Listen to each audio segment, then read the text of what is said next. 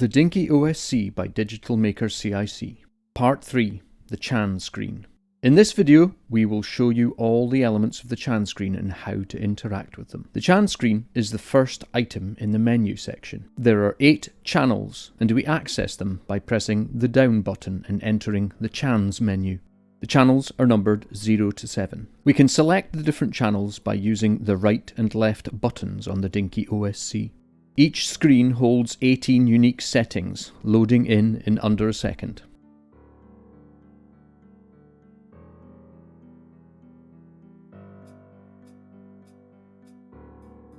When we reach the final channel, pressing the right button will cycle back to channel 0. To gain access to the I/O section, press down on the DinkyOSC. First in the list is a volume slider, defaulted to 50%. Next is a pan dial set to 0, centered. We then have access to 12 dials, or pots as they're commonly called in music production. We cycle through these using the right and left buttons too.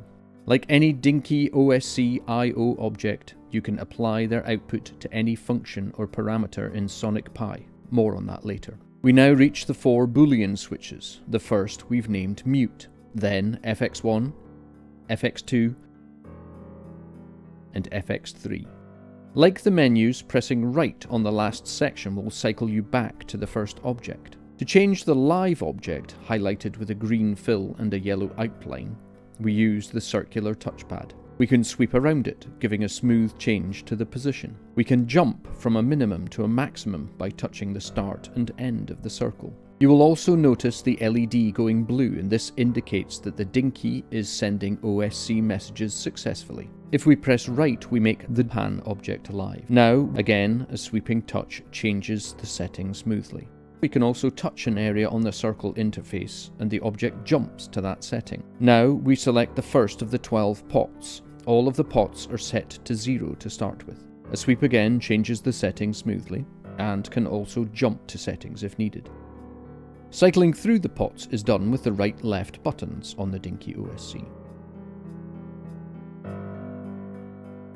We now arrive on the Mute Boolean. To switch them on, press the right side of the circle. To switch them off, press the left side of the circle. The setting is indicated with a white fill for on and no fill for off. We named the last 3 Boolean switches FX1, 2, and 3, but you can assign it to anything you need a Boolean switch for a channel.